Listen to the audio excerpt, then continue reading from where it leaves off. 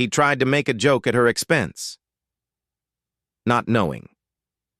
She was the Admiral. Marcus Williams had always believed that confidence could take you anywhere in life. At 28, he worked as a mid-level project coordinator for a defense contracting company, and he had developed quite a reputation for his quick wit and ability to lighten the mood during tense meetings. What he lacked in genuine expertise, he made up for with charm and an almost reckless willingness to speak his mind, regardless of who was listening. On this particular Tuesday morning in October, Marcus found himself running late for what his supervisor had described as an extremely important client presentation. The meeting was scheduled to take place at the prestigious Harbor View Conference Center, a sleek glass building overlooking the naval shipyard. As he hurried through the lobby, adjusting his tie and checking his phone for the third time, Marcus couldn't help but notice the unusual number of people in military uniforms scattered throughout the building. "Must be some kind of military appreciation day," he muttered to himself, stepping into the elevator alongside a woman who appeared to be in her early 50s. She was dressed in what looked like a simple navy blue business suit, though Marcus, in his rush and self-absorption, failed to notice the subtle military bearing in her posture or the small insignia on her lapel. The woman stood quietly in the corner of the elevator, reviewing some documents with intense concentration. She had short, professionally styled gray hair and an air of quiet authority that seemed to command respect without demanding attention. Her name tag, which Marcus might have noticed if he hadn't been so focused on his own concerns, read Admiral Sarah Chen. As the elevator climbed toward the 15th floor, Marcus found himself growing increasingly nervous about the presentation. His company had been competing for a major contract to develop new communication systems for naval vessels, and today's meeting would determine whether months of preparation would pay off. In typical Marcus fashion, he decided to break the tension with what he considered to be harmless small talk. "Crazy how many military folks are around today," he said with a casual laugh, glancing at the woman beside him. "I guess they're here for some kind of meeting, too. Probably trying to figure out how to spend taxpayer money on the latest overpriced gadgets." Admiral Chen looked up from her documents, her expression neutral, but her eyes sharp with attention. "Is that so?" she replied simply, her voice carrying a slight edge that Marcus completely missed. Emboldened by what he interpreted as interest in conversation, Marcus continued with growing confidence. "Oh yeah, it's always the same story. These military types come in, throw around a bunch of technical jargon they don't really understand, and then expect us civilian contractors to work miracles with impossible deadlines and ridiculous budget constraints."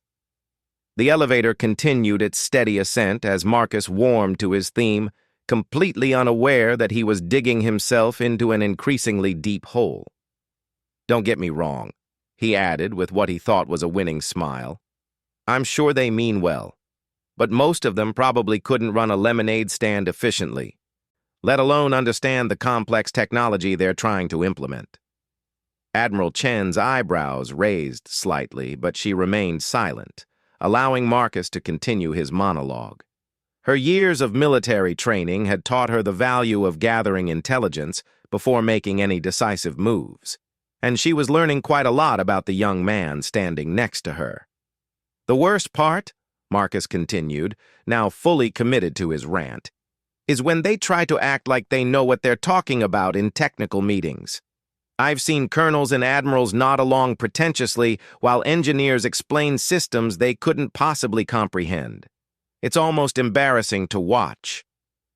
The elevator dinged softly as it reached the 10th floor, and Marcus noticed that the woman was still listening intently. Mistaking her silence for agreement, he decided to share what he considered to be his most insightful observation. "Between you and me," he said, lowering his voice conspiratorially, "I think the real problem is that the military promotes people based on politics and time served rather than actual competence. Half of these high-ranking officers probably couldn't find their way out of a paper bag without a GPS system and 3 assistants." Admiral Chen tilted her head slightly, a gesture that Marcus interpreted as encouragement to continue. "Take admirals, for example," he said with a laugh. "I bet most of them spend more time playing golf and attending ceremonial dinners than actually understanding the equipment their sailors depend on. They're basically glorified politicians in fancy uniforms." As the elevator approached the 15th floor, Marcus felt quite pleased with himself. He had successfully passed the time with engaging conversation, demonstrated his sophisticated understanding of military-industrial dynamics, and perhaps even impressed his fellow passenger with his insights. What could go wrong? The elevator doors opened with a soft chime, and both passengers stepped out into the elegantly appointed conference center lobby. Marcus immediately noticed his supervisor, Janet Rodriguez, standing near the reception desk with a look of barely controlled anxiety on her face. She was speaking in hushed, urgent tones with a man in a crisp naval uniform who appeared to be some kind of protocol officer. "Marcus!" Janet called out as soon as she spotted him. "There you are! We need to get into the conference room immediately. Our client has arrived and—" She paused, noticing the woman who had exited the elevator behind Marcus. Her face went pale, and she snapped to attention with military precision. "Admiral Chen," Janet said, her voice suddenly formal and respectful. "Thank you so much for agreeing to meet with us today. I hope your flight from Washington was comfortable." Marcus felt his stomach drop as the pieces began to fall into place. He turned to look at the woman from the elevator, really seeing her for the first time. The confident bearing, the sharp intelligence in her eyes, the way everyone around them seemed to defer to her presence. It all suddenly made perfect sense. Admiral Sarah Chen smiled politely at Janet, though her eyes flickered briefly toward Marcus with an expression that might have been amusement or something far more dangerous. "The flight was fine. Thank you. I was just having a very enlightening conversation with your colleague here about military leadership and competence." Marcus felt the blood drain from his face as he realized the magnitude of his mistake. This wasn't just any client. This was Admiral Sarah Chen, the officer in charge of naval communications technology procurement for the entire Pacific Fleet. She was the person who would ultimately decide whether his company received the multi-million-dollar contract they had been pursuing for months. Marcus began, but found himself completely at a loss for words. For perhaps the first time in his adult life, his usual confidence and quick wit had completely abandoned him. Admiral Chen extended her hand toward Marcus with professional courtesy. "I don't believe we've been properly introduced. I'm Admiral Chen, and I'm looking forward to hearing your presentation today." As Marcus shook her hand, he could see in her eyes that she remembered every single word he had spoken in the elevator. His mind raced as he tried to calculate the damage he had done, not just to his own career, but potentially to his entire company's future. The confident young man who had entered the elevator just minutes earlier was gone, replaced by someone who was beginning to understand that actions and words have consequences. The meeting hadn't even begun, and Marcus already knew that this was going to be the longest day of his professional life. The conference room confrontation. The walk to the conference room felt like a death march for Marcus. Each step echoed in his mind as he replayed every careless word he had spoken in the elevator. Admiral Chen walked beside Janet, discussing logistics and timing with the professional ease of someone accustomed to high-stakes meetings. Marcus trailed behind, feeling increasingly invisible and insignificant. The Harborview Conference Center's main presentation room was impressive, with floor-to-ceiling windows offering a panoramic view of the naval shipyard below. Sleek warships and submarines dotted the harbor, their gray hulls gleaming in the autumn sunlight. Under normal circumstances, Marcus would have found the view inspiring. Today, those same vessels seemed to mock him, representing the very military establishment he had so carelessly disparaged. Around the polished mahogany conference table sat a collection of individuals who represented the future of naval communications technology. There were senior engineers from Marcus's company, including the brilliant but socially awkward Dr. Elizabeth Park, who had designed the core systems they were proposing. Several junior officers sat at attention, tablets ready to take notes on every detail of the presentation. At the head of the table, a place had been reserved for Admiral Chen. Janet quickly took charge of the introductions, her voice carrying the forced cheerfulness of someone trying to maintain control of a situation that was rapidly spiraling beyond her management. Admiral Chen, I'd like you to meet our technical team. Dr. Park here is the lead engineer on the project, and she'll be walking you through the specifications. She gestured toward Marcus with visible reluctance. And this is Marcus Williams, our project coordinator, who has been instrumental in bringing this proposal together. Admiral Chen nodded politely to each team member, her expression professional and unreadable. When her gaze fell on Marcus, there was the briefest flicker of something, perhaps amusement, perhaps calculation, but her voice remained perfectly neutral. Mr. Williams and I actually had a chance to chat briefly in the elevator. He was sharing some very interesting perspectives on military leadership and procurement processes. The temperature in the room seemed to drop several degrees. Dr. Park glanced nervously between Marcus and the Admiral, while Janet's face took on the expression of someone who had just realized that her career might be ending in real time. The junior officers exchanged subtle glances, their military training allowing them to recognize the tension even if they couldn't identify its source.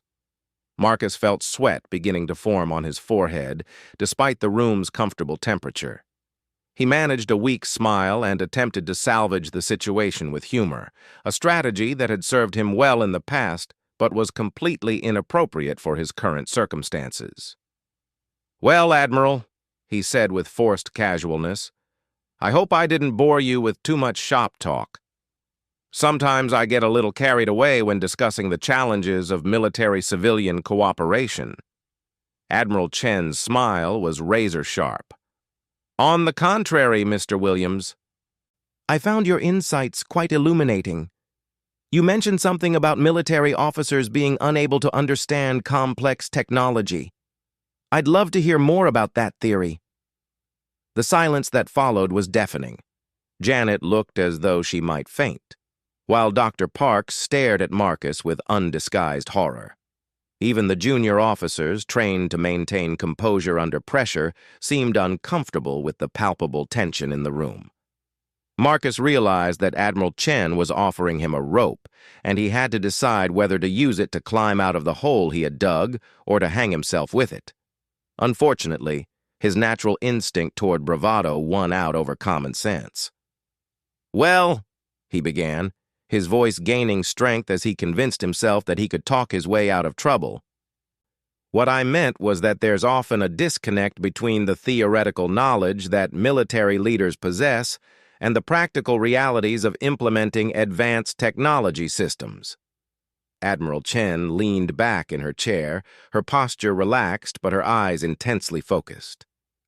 "I see. And this disconnect, in your experience, stems from what exactly?" Marcus felt like a defendant in a trial, but he was too far committed to his course to change direction now.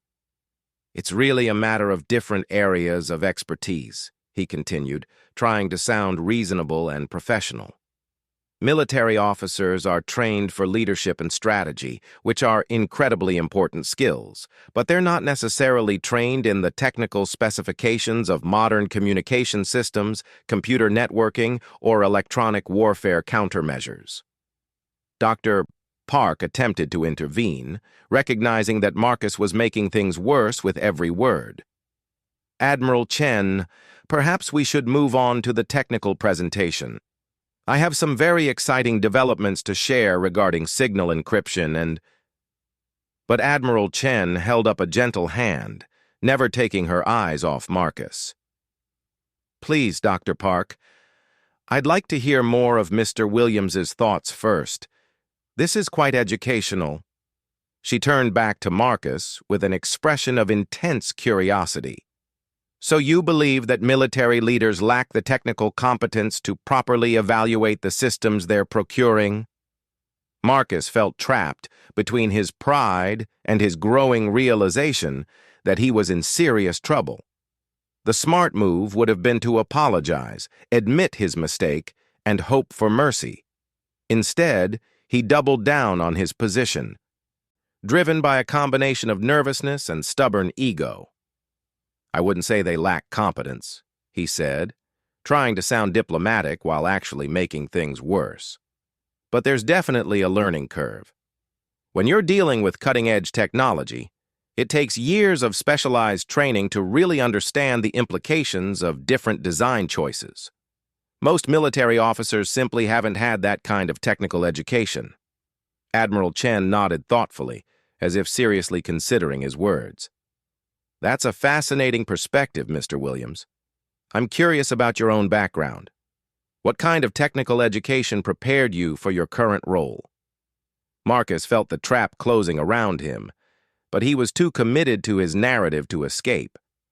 Well, I have a bachelor's degree in business administration with a minor in communications, he said, trying to make his credentials sound more impressive than they actually were.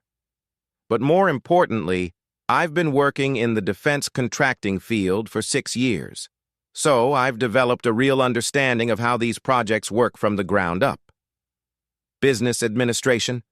Admiral Chen repeated slowly, as if tasting the words. With a minor in communications and 6 years of contracting experience. She paused, allowing the weight of that revelation to settle over the room. I see. And this educational background gives you the authority to assess the technical competence of military officers who have spent decades working with these exact types of systems? The room had become so quiet that Marcus could hear his own heartbeat. Janet was staring at him with a mixture of horror and disbelief, while Dr. Park looked like she wanted to crawl under the conference table and disappear. The junior officers maintained their professional composure, but Marcus could sense their disapproval radiating across the room like heat from a furnace. For the first time since the conversation began, Marcus began to understand the true magnitude of his situation. This wasn't just about a careless comment or an awkward misunderstanding. He had fundamentally insulted the intelligence and competence of the very person who held his company's future in her hands. Worse, he had done so based on assumptions and prejudices rather than actual knowledge or experience. Admiral Chen allowed the silence to stretch for several long seconds before continuing.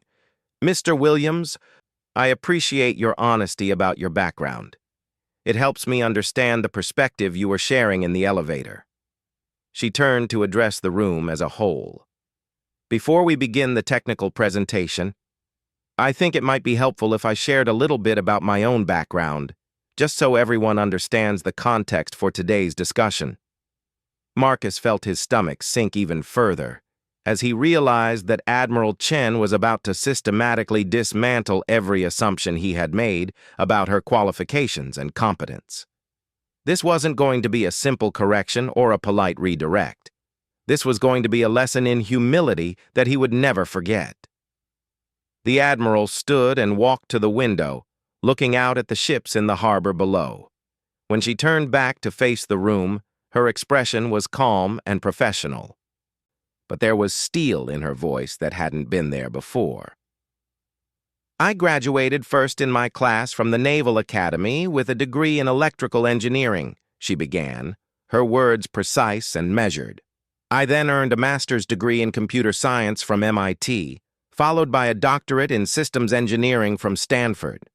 Over the past 25 years, I've served on 17 different vessels, personally overseeing the installation and testing of communication systems worth billions of dollars. The room remained absolutely silent as Admiral Chen continued her recitation of credentials that made Marcus's business degree look like a participation trophy from a children's soccer league. I've commanded nuclear submarines, managed electronic warfare systems in active combat zones, and personally debugged communication failures while under enemy fire. I hold patents on 3 different encryption technologies currently in use by the Navy, and I've published over 40 peer-reviewed papers on naval communication systems." She paused, allowing her words to sink in before delivering the final blow. "I'm also the person who will be making the final decision on your company's proposal." Marcus felt the room spinning around him as the full weight of his mistake crashed down like a tidal wave. He had not only insulted Admiral Chen's competence, he had done so while being completely and utterly wrong about her qualifications. She wasn't just technically competent. She was probably the most technically competent person in the room, including Dr. Park. Admiral Chen returned to her seat and folded her hands on the table. "Now then," she said with a smile that was somehow both professional and terrifying, "shall we begin the technical presentation? I'm very interested to see what your team has developed, and I'm particularly curious to hear Mr. Williams's assessment of whether I'll be able to understand the complex technology you're proposing." The Reckoning and Redemption. The technical presentation that followed was unlike anything Marcus had ever experienced. Dr. Park, visibly shaken by the confrontation she had witnessed, began her explanation of the new communication system with unusual nervousness. Her normally confident delivery was punctuated by glances toward Marcus, as if she expected him to interrupt with another catastrophic comment at any moment. Admiral Chen, however, proved to be the most engaged and technically sophisticated audience Dr. Park had ever encountered. Within minutes, she was asking detailed questions about signal processing algorithms, encryption key management, and electromagnetic interference patterns that went far beyond what any of them had expected. Her questions weren't just informed, they were brilliant, revealing gaps and assumptions in the design that even Dr. Park hadn't fully considered. "The frequency hopping pattern you've described is interesting," Admiral Chen noted, reviewing the technical specifications on her tablet. "But have you considered the implications for underwater transmission? The acoustic coupling characteristics would create harmonic interference at depths below 200 meters, particularly in Arctic conditions where water density variations could compromise signal integrity." Dr. Park blinked in surprise. The underwater transmission issue was something their team had identified but hadn't expected a client to catch, let alone understand in such detail. Yes, we've noted that concern. We were planning to address it in Phase 2 of the implementation." "Phase 2? Admiral Chen's eyebrows rose slightly. "Mr. Williams, as project coordinator, how did you plan to handle the operational implications of a system that couldn't function reliably in Arctic submarine operations? That seems like a fundamental requirement rather than an enhancement for Phase 2. Marcus felt every eye in the room turn toward him. This was his area of supposed expertise, project management and client relations, and he was being asked a direct question about their proposal. Unfortunately, he had spent so much energy crafting his elevator commentary on military incompetence that he hadn't actually prepared for detailed technical discussions. "Well," he began hesitantly, "we always plan for iterative improvements based on field testing and client feedback. The Arctic submarine scenario represents a specialized use case that we would certainly address as priorities became clear during implementation." Admiral Chen's expression suggested that his answer was exactly what she had expected, professionally phrased nonsense that avoided addressing the actual technical challenge. "I see. So your approach is to deliver a system with known limitations and hope that the Navy will accept reduced capability in critical operational environments while you develop solutions that should have been included in the original design." The temperature in the room seemed to drop another 10 degrees. Janet looked like she was considering whether jumping out the 15th floor window might be preferable to watching her company's reputation destroyed in real time. Dr. Park had gone pale, realizing that her brilliant technical work was being undermined by her colleagues' complete lack of preparation and understanding.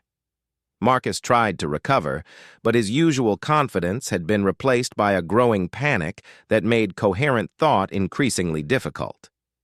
Admiral Chen, I think there might be some miscommunication about our development timeline and capability roadmap.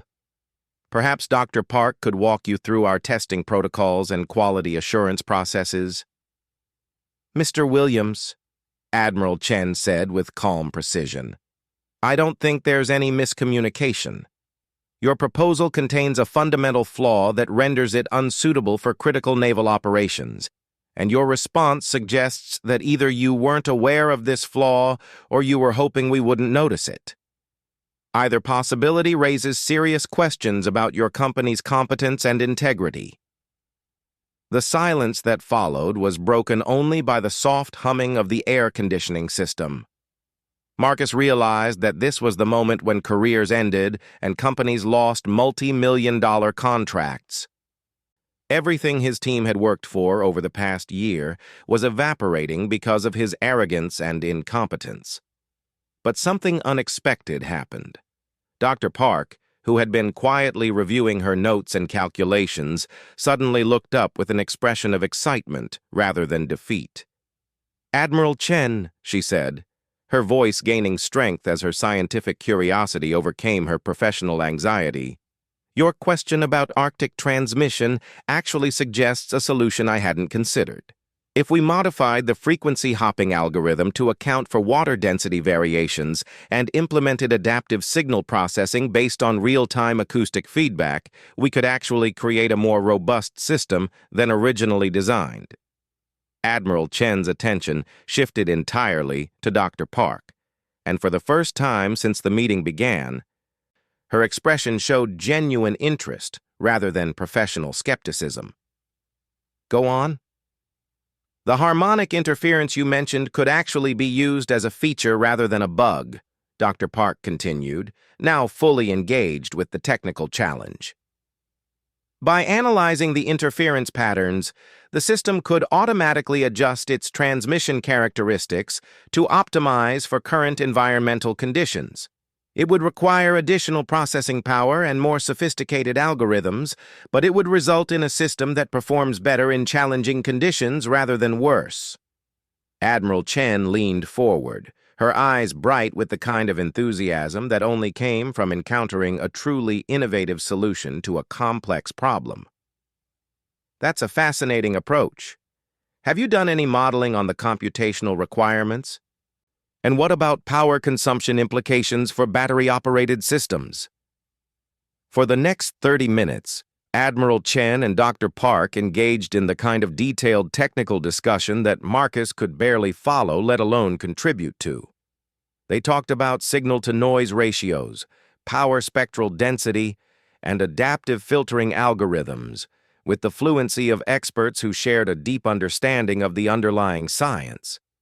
Charts were drawn on the conference room's whiteboard, calculations were performed on tablets, and gradually a new and improved system design began to emerge. Marcus found himself in the strange position of being completely irrelevant to his own meeting. The project coordinator who had started the day believing he was the key to successful client relations was now sitting silently while the real work was being done by people who actually understood what they were talking about. As the technical discussion wound down, Admiral Chen sat back in her chair with an expression of satisfaction. Dr. Park, this revised approach is significantly more impressive than your original proposal. The adaptive processing concept could have applications far beyond communication systems. Have you considered the implications for sonar and navigation systems? Dr. Park beamed with the pride of a scientist who had just solved a complex puzzle. We hadn't, but you're absolutely right. The same principles could be applied to any system that needs to operate reliably in variable environmental conditions. Admiral Chen nodded approvingly, then turned her attention back to Marcus with an expression that was impossible to read. Mr. Williams, I'm curious about your role in this revised approach. As project coordinator, how do you plan to manage the implementation of these enhanced capabilities? Marcus realized that this was his chance. perhaps his only chance, to salvage something from the wreckage of his professional reputation. He could continue trying to bluff his way through with management speak and buzzwords, or he could acknowledge the reality of his situation and try to find a way to actually contribute value to the project. Taking a deep breath, he made a choice that surprised everyone in the room, including himself. "Admiral Chen," he said, his voice quiet but steady, "I owe you an apology. Everything I said in the elevator was wrong. Not just factually, but fundamentally wrong in its assumptions about military competence and leadership. I spoke from ignorance and prejudice, and I insulted someone whose qualifications and expertise far exceed my own." The room remained silent as Marcus continued, finding strength in honesty that he had never discovered in bravado. "You've demonstrated today that you understand our technology better than I do, despite my 6 years in the industry. Dr. Park has shown me that real innovation comes from deep technical knowledge and creative problem-solving, not from project management buzzwords and client relation strategies." He paused, looking around the room at his colleagues before returning his focus to Admiral Chen. "I can't contribute to the technical discussion because I don't have the expertise. But I can learn. I can coordinate schedules, manage resources, and facilitate communication between the technical team and other stakeholders. Most importantly, I can make sure that the brilliant work being done by people like Dr. Park gets the support and attention it deserves." Admiral Chen studied Marcus for a long moment, her expression thoughtful. When she finally spoke, her voice carried a different tone than it had throughout the meeting. Not warm exactly, but no longer cold. "Mr. Williams, apologies are easy. Changing behavior is difficult. If your company receives this contract, how do I know that your newfound humility will persist when you're no longer facing the consequences of your mistakes?" Marcus considered the question carefully before responding. "You don't know, Admiral Chen.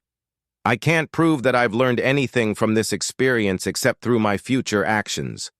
All I can tell you is that today has been the most humbling day of my professional life, and I hope it's also been the most educational."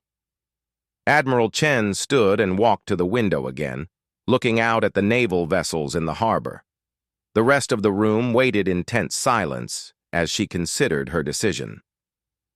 Finally, she turned back to face the group. "Dr. Park, your revised technical approach shows exceptional innovation and problem-solving ability. I'm prepared to recommend that your company receive a preliminary contract for development and testing of the adaptive communication system we discussed today." Dr. Park nearly fell out of her chair with relief and excitement. Janet looked like she had just received a presidential pardon. Admiral Chen continued, "However, there will be conditions. Mr. Williams, you will attend a series of technical education seminars so that you can better understand the systems you're coordinating. Dr. Park will have direct communication access to my technical staff for the duration of the project, and I will be personally involved in quarterly progress reviews to ensure that the innovation we discussed today translates into real capabilities." She gathered her papers and prepared to leave, then paused at the door. "Mr. Williams, you asked how I would know whether you've truly learned from this experience. Here's how. Competent people don't need to tear others down to build themselves up. When you stop viewing military officers as intellectual adversaries to be outsmarted and start seeing them as professional colleagues to be respected, you'll have learned something valuable." As Admiral Chen left the conference room, followed by her junior officers, Marcus remained seated at the table, processing everything that had happened. In the span of 2 hours, he had nearly destroyed his company's biggest opportunity, learned that his assumptions about military competence were completely wrong, discovered that his own expertise was far more limited than he had believed, and somehow emerged with a second chance he definitely didn't deserve. Dr. Park was already sketching out implementation timelines and technical specifications, her excitement about the enhanced system design overcoming any lingering anxiety about the meeting's dramatic moments. Janet was making notes about contract negotiations and project management protocols, her relief evident in every gesture. Marcus pulled out his tablet and began writing. Not project plans or coordination strategies, but a simple list titled, "Things I Need to Learn." At the top, he wrote, "Respect is earned through competence, not assumed through confidence." It was going to be a long road back to professional credibility, but for the first time in his career, Marcus was more interested in becoming truly competent than in appearing confident. Admiral Chen had taught him that there was a difference between the two, and that the difference mattered more than he had ever imagined. As he looked out at the ships in the harbor, Marcus realized that each vessel represented thousands of sailors whose lives might depend on the communication systems his team was developing. That was a responsibility that demanded real expertise, not just clever presentation skills. He had a lot of learning to do, but at least now he understood what he didn't know. And perhaps that was the beginning of actual wisdom.